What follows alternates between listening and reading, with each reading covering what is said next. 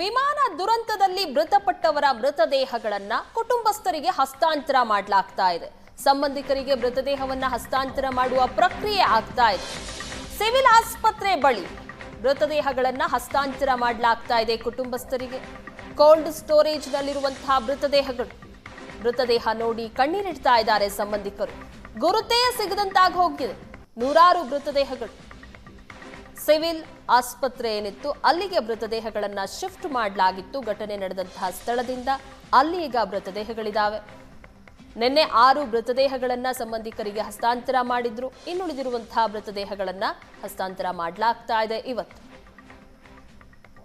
ಅಹಮದಾಬಾದ್ನಲ್ಲಿ ನಡೆದಂತಹ air India ವಿಮಾನ ದುರಂತದಲ್ಲಿ 297 ಜನ ಬಲಿಯಾಗಿದ್ದಾರೆ. 241 ಜನ ವಿಮಾನದಲ್ಲಿ ಪ್ರಯಾಣ ಮಾಡ್ತಿದ್ದವರು ಮತ್ತು ಹಾಸ್ಟೆಲ್ನಲ್ಲಿದ್ದಂತಹ ವಿದ್ಯಾರ್ಥಿಗಳು, ಸಿಬ್ಬಂದಿಗಳು ಮತ್ತು ಹೊರಗಡೆ ಇದ್ದಂತಹ ಸಾರ್ವಜನಿಕರು ಸೇರಿ 56 ಜನ ಬಲಿಯಾಗಿದ್ದಾರೆ.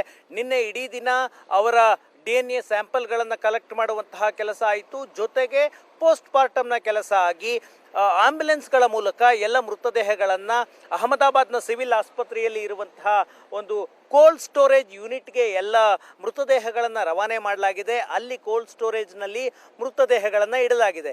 ಈಗ ನೀವು ನೋಡ್ತಾ ಇರುವಂತಹ ದೃಶ್ಯ, ಇಲ್ಲಿಂದ ಕೋಲ್ಡ್ ಸ್ಟೋರೇಜ್ನಲ್ಲಿರುವಂತಹ ಮೃತದೇಹಗಳನ್ನು ಸಂಬಂಧಿಕರಿಗೆ ಹಸ್ತಾಂತರಿಸುವಂತಹ ಪ್ರಕ್ರಿಯೆ ಇವತ್ತು ನಡೆಯುತ್ತೆ. ಹಾಗಾಗಿ ಅಹಮದಾಬಾದ್ನ ಜಿಲ್ಲಾಡಳಿತ ಎಲ್ಲ ಸಿದ್ಧತೆಗಳನ್ನು ಮಾಡಿಕೊಳ್ತಾ ಇದೆ. ಆಂಬ್ಯುಲೆನ್ಸ್ಗಳ ಮೂಲಕ ನಿನ್ನೆ ಇಲ್ಲಿಗೆ 297 ಮೃತದೇಹಗಳನ್ನು ತರಲಾಗಿತ್ತು. ಆ ಮೃತದೇಹಗಳನ್ನು ಇವತ್ತಿನಿಂದ ಕುಟುಂಬಸ್ಥರಿಗೆ ಹಸ್ತಾಂತರಿಸುವಂತಹ ಪ್ರಕ್ರಿಯೆ. ನಿನ್ನೆ 6 ಮೃತದೇಹಗಳನ್ನು ಹಸ್ತಾಂತರ ಮಾಡುವಂತಹ ಕೆಲಸ ಆಗಿತ್ತು. ಅದಾದ ನಂತರ ಉಳಿದ ಮೃತದೇಹಗಳನ್ನು ಇಲ್ಲಿ ಕೋಲ್ಡ್ ಸ್ಟೋರೇಜ್ನಲ್ಲಿ ಇಡಲಾಗಿದೆ. DNA ಪರೀಕ್ಷೆಯನ್ನು DNA ಸ್ಯಾಂಪಲ್ಗಳನ್ನು ನಿನ್ನೆ ಕಲೆಕ್ಟ್ ಮಾಡಿಕೊಳ್ಳಲಾಗಿತ್ತು. ಅದಾದ ನಂತರ ಪೋಸ್ಟ್ ಮಾರ್ಟಮ್ ಆಗಿತ್ತು. ಸುಟ್ಟು ಕರಕಲಾದಂತಹ ಸ್ಥಿತಿಯಲ್ಲಿ ಮೃತದೇಹಗಳಿದ್ದಾವೆ. ವಿಮಾನ ಅಪಘಾತವಾದಂತಹ ಸಂದರ್ಭದಲ್ಲಿ ದೊಡ್ಡ ಪ್ರಮಾಣದಲ್ಲಿ ಬೆಂಕಿ ಕಾಣಿಸ್ಕೊಳ್ತು. 1000 ಡಿಗ್ರಿ ಸೆಲ್ಸಿಯಸ್ನಷ್ಟು ಉಷ್ಣಾಂಶದ ಬೆಂಕಿ ಅದು. ಹಾಗಾಗಿ ಇಡೀ ಮೃತದೇಹಗಳು ಸುಟ್ಟು ಕರಕಲಾಗಿದ್ದಾವೆ. ಗುರುತು ಸಿಗದಷ್ಟರ ಮಟ್ಟಿಗೆ ಸುಟ್ಟು ಹೋಗಿದ್ದಾವೆ. ಆ ಕಾರಣಕ್ಕಾಗಿ DNA ಪರೀಕ್ಷೆಯನ್ನು ಮಾಡಿ DNA ಸ್ಯಾಂಪಲ್ಸ್ಗಳನ್ನು ತೆಗೆದುಕೊಳ್ಳಲಾಗಿದೆ.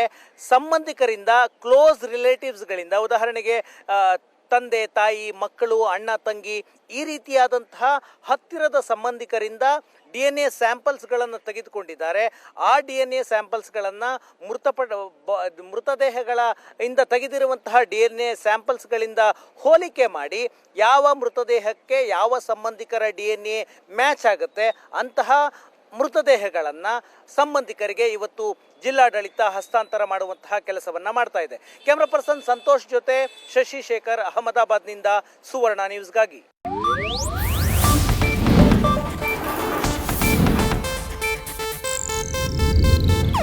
ಇದು ಏಷ್ಯಾನೆಟ್ ನ್ಯೂಸ್ ನೆಟ್ವರ್ಕ್ ಪ್ರಸ್ತುತಿ.